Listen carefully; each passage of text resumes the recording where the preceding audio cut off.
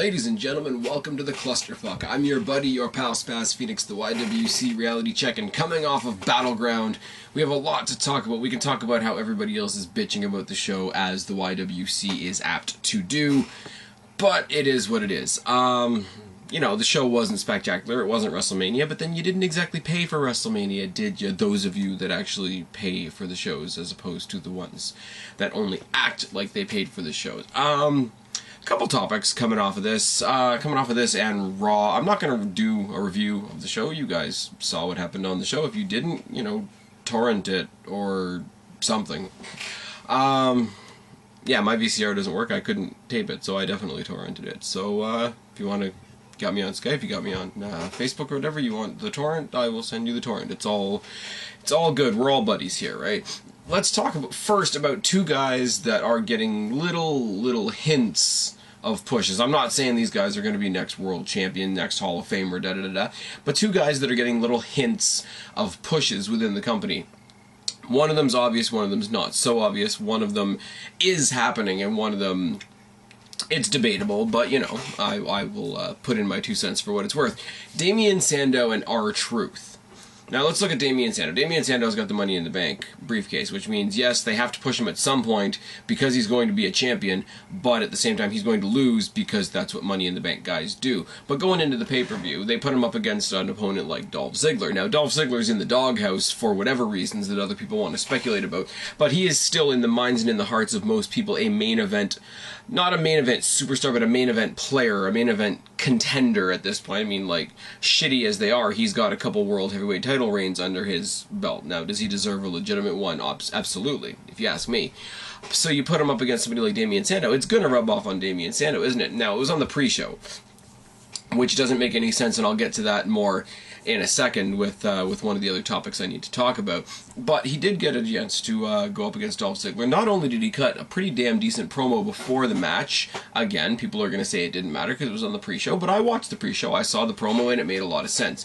Second of all, he had a wicked match, in my personal one of the best matches of the night for Battleground. Yeah, let that sit for what it's worth, against Dolph Ziggler, and only lost because of an injury. Now that's a very key point, because and the commentators almost oversold that point. Almost. I'm gonna say they kept it on this side of being good, but they pushed the idea that if Damien Sandow hadn't injured his knee, he could have conceivably beaten Dolph Ziggler. Now he didn't, which is fine. Dolph Ziggler's going to do whatever he does next. Damien Sandow's going to continue to lose because he's got the briefcase, and that's WWE logic. But if the commentators are going to that much effort to put it into our heads that he could have destroyed Ziggler if he hadn't gotten injured, that's a positive step in the right direction. Now we take that into the pay-per-view, and they spent a lot of time during the Alberto Del Rio versus Rob Van Dam match talking about Damien Sandow. Now usually I wouldn't like this. Usually, okay, first of all, the World Heavyweight Championship jerked the curtain at the pay-per-view again. That's a whole nother topic for a whole nother video. But normally I wouldn't like the commentators talking about somebody other than the two people in the ring, but in this case it made a lot of sense. Because it was a hardcore match, because Damien Sandow's a heel, if he was 100%, of course he would have capitalized on somebody that had just been through a hardcore match. And they kept bringing that up. They kept bringing that up, and they kept bringing up the idea that if Damien Sandow wasn't injured, he could have walked out the World Heavyweight Championship. Or the holder, sorry, of the World Heavyweight Championship. Now, no, he didn't, and no, he didn't even attempt to cash in, but they're really trying hard to emphasize the cerebral nature of Damien Sandow and how smart he is and how he could have capitalized and how he could have convincingly won the title if he hadn't have been injured. It's like, oh my god, he busted his knee, we could have had a new world champion, we could have had the championship changed twice in one night, perspectively, but they put all of that into our heads, and they did a really good job of it. Some people say they oversold it. I tend to disagree. It's nobody really cared, myself included, by the time we actually got to the show, about ADR versus RVD, because we knew RVD was going on break, etc. And it did a lot to conceivably plant the seeds of Damien Sandow being in the World Heavyweight Championship picture, if not holding the belt, which I thought was great. Cap that off with another fantastic rematch against Dolph Ziggler on Monday night on Raw. Sandow's he's losing, but he's looking pretty damn good. He's losing in ways that make him still look good, and they're treating him in such a way that allows him to save face, even though he's got the Money in the Bank losing streak happening, which is fine. R-Truth is a lot more just things that I'm noticing. Like, we can't read very much into the fact that he is the sole voiceover, sole face of the Hell in the Cell pay-per-view preview, commercial, ad, whatever you want to call it. He got an Intercontinental title match, conceivably out of nowhere. He was part of that clusterfuck of people that took on the Shield and main evented both SmackDown and Raw a couple of weeks ago. So, yeah, I mean, was he side-by-side, elbow-to-elbow with Zack Ryder? Yeah, but it's still for, you know, he was one... There was 11 of them, plus 3 members of the Shield. There was 14 people involved in that match. He was 1/14th of the main event for 2 nights in a row, which doesn't usually happen. Hasn't happened since Capital Punishment. But we threw him in to the Intercontinental Championship picture. Now, that in and of itself should be a huge deal, because the Intercontinental Championship should be a lot more prestigious than it is. So, put him in there, in the championship picture of the Intercontinental title, because he's already held the U.S. title, I think, if memory serves me correctly. He's already been a tag team champion. He's already done a couple of other things, and he's been the filler guy for a lot of multi-person matches, like Survivor Series matches, Elimination Chambers, etc., without really standing out very much. Now, add to that, that the current Intercontinental... First day with my new tongue, I swear to God, that the current Intercontinental Champion, there we go, we knew we'd get there eventually, is Curtis Axel. Curtis Axel isn't exciting a lot of people, but Curtis Axel is managed by Paul Heyman. Paul Heyman is in a rivalry with CM Punk that also involves Ryback, who's a main eventer, and Brock Lesnar, who's in that category sort of above main eventers. So R-Truth is rubbing elbows with all the right people. He is fighting the guy that is managed by the guy that is feuding with CM Punk.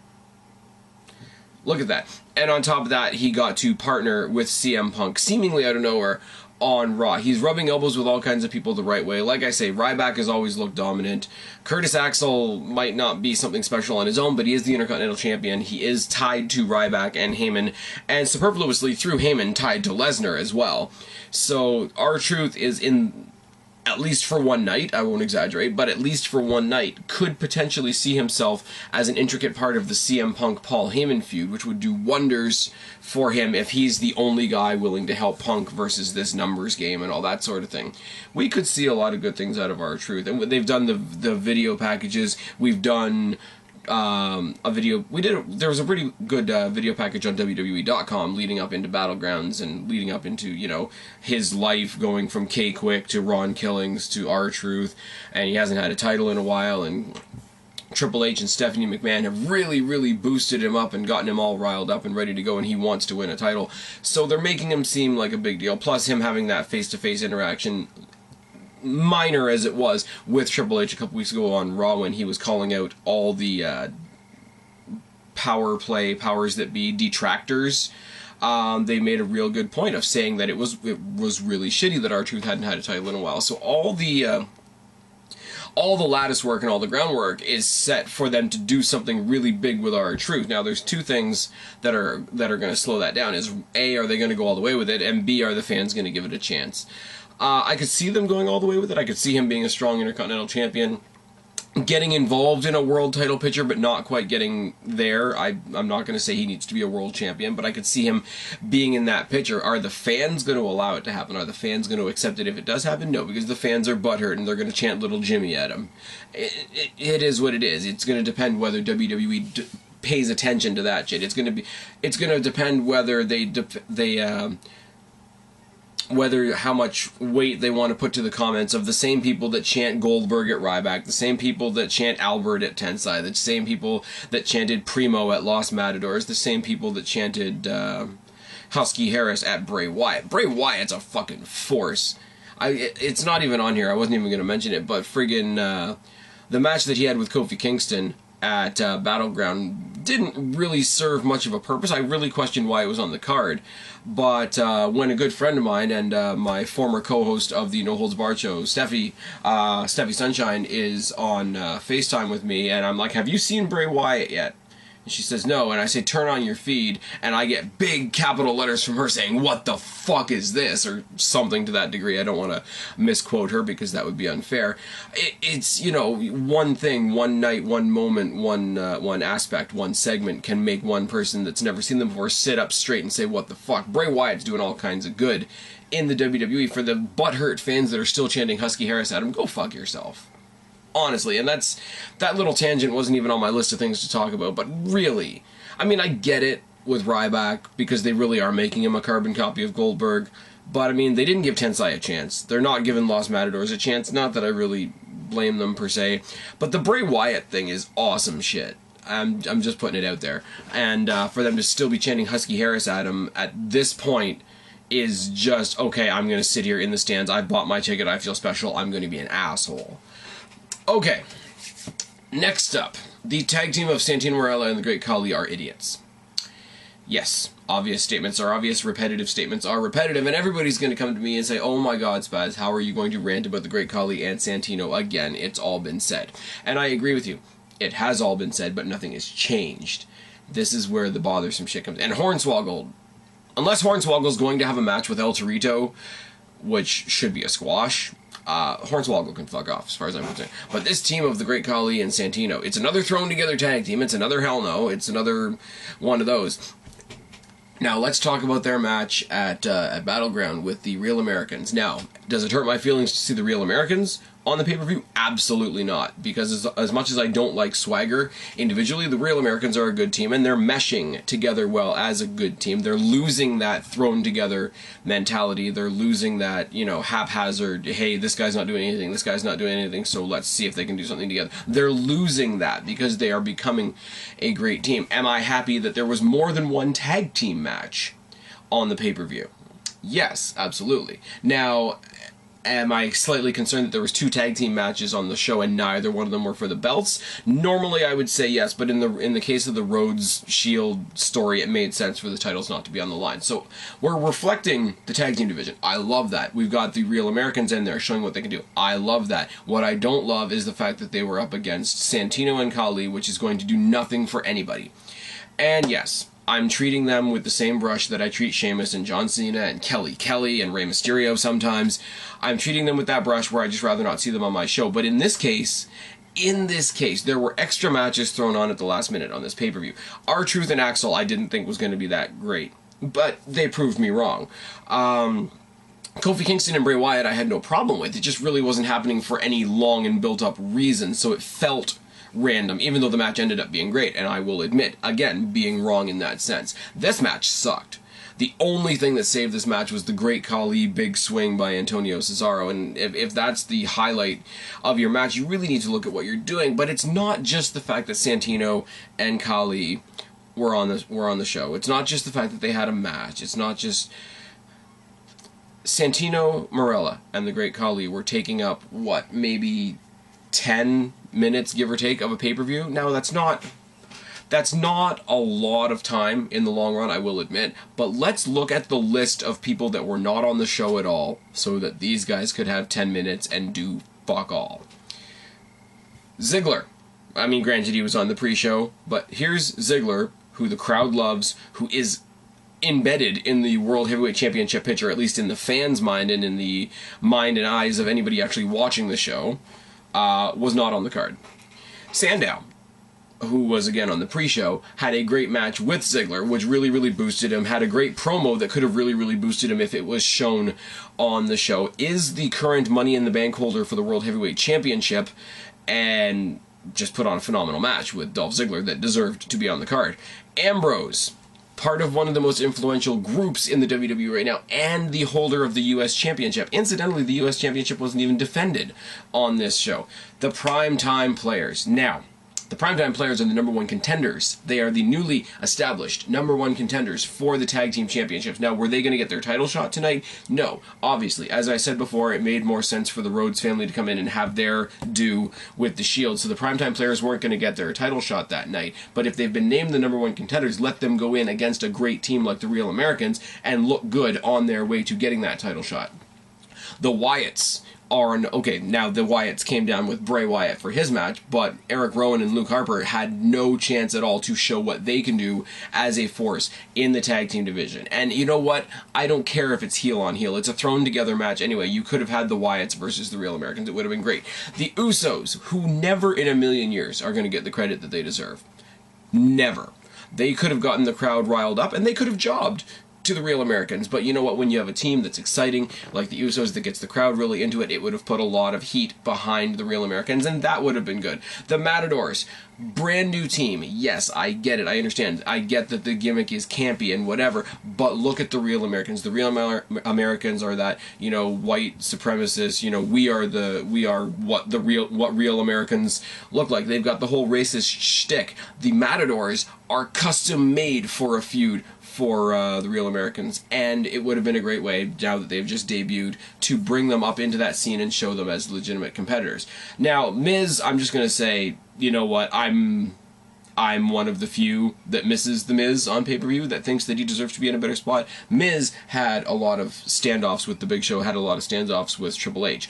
Even if Triple H had put him in a match against somebody gargantuan to punish him at the pay-per-view, he should have been on the show.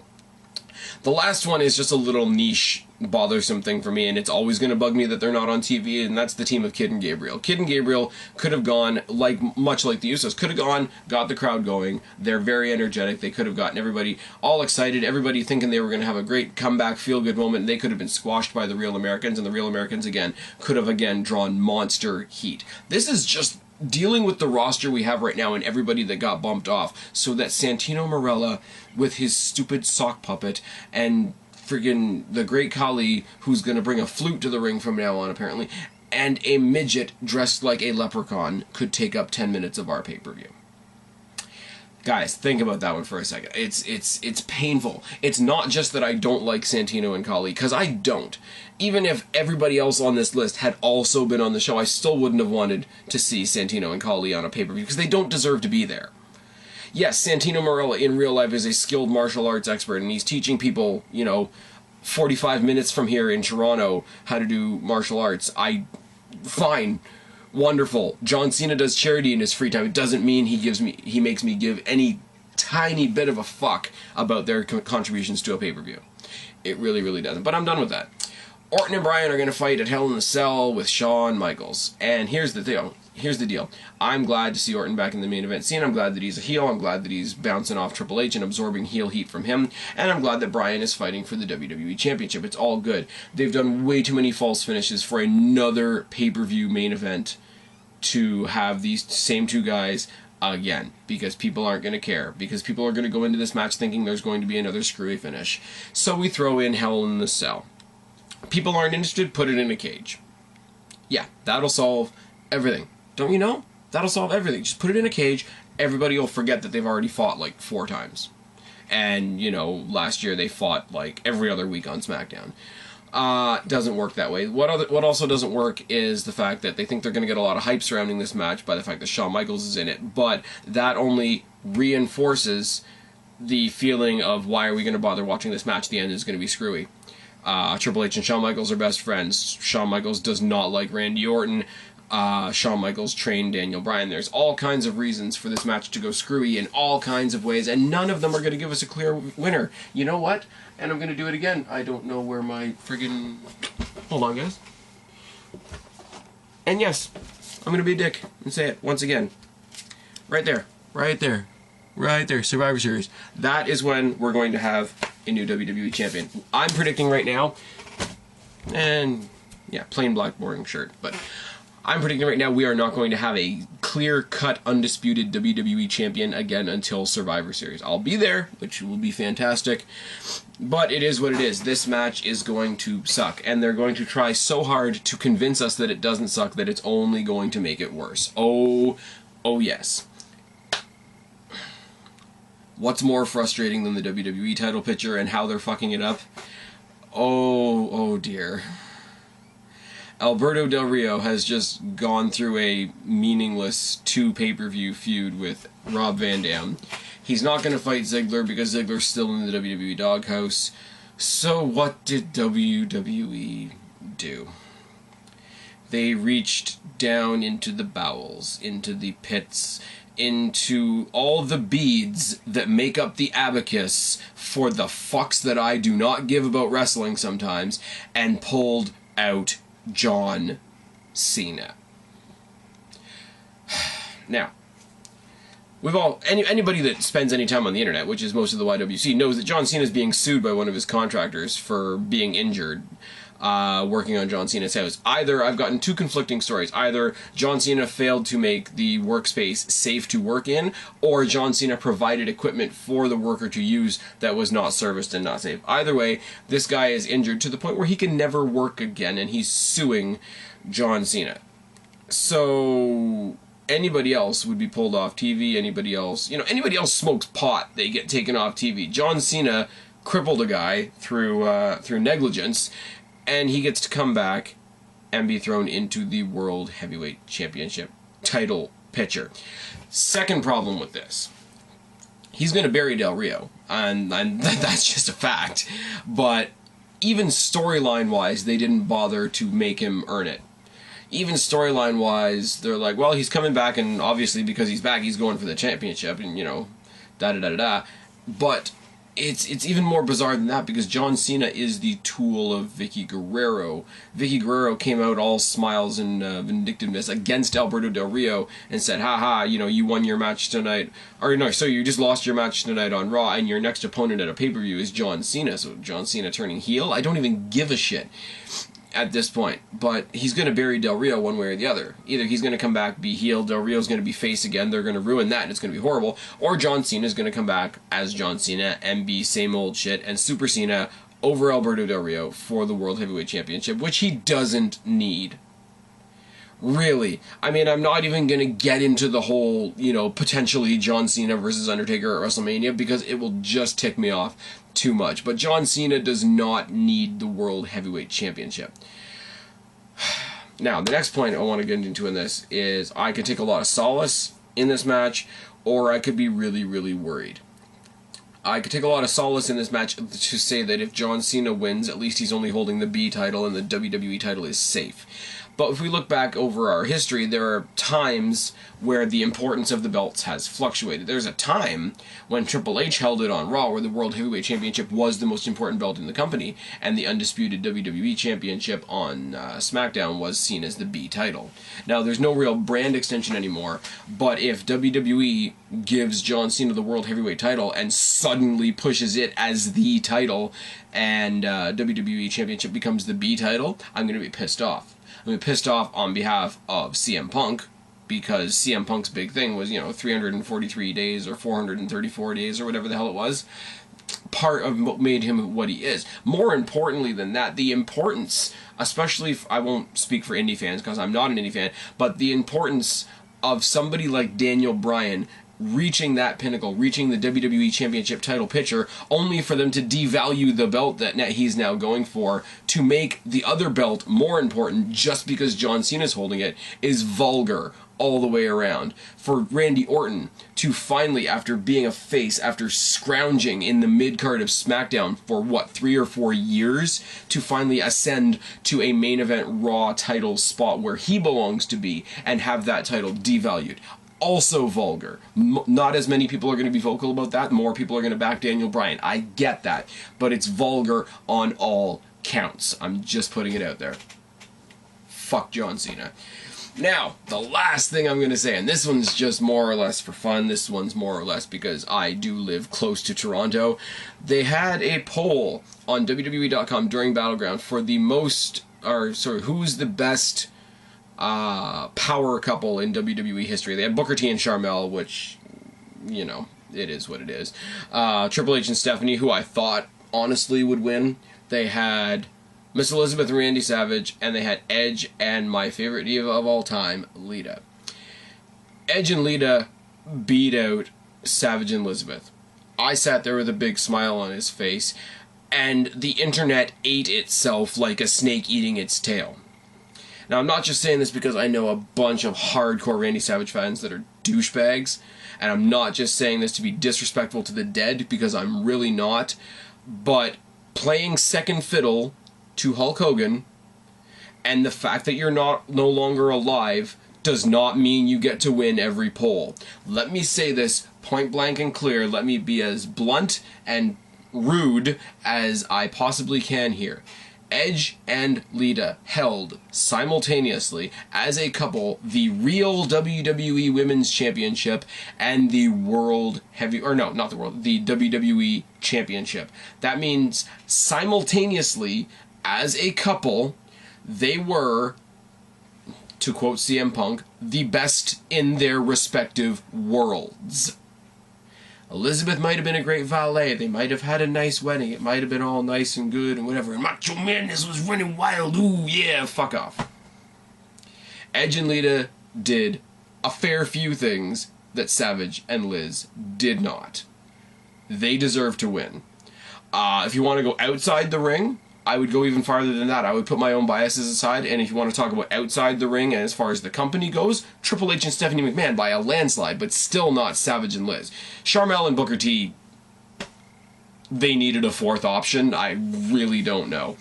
But no. You know, I know it makes it bad because, you know, oh, poor Savage, he can't be in the Hall of Fame, so we should have given him this. No.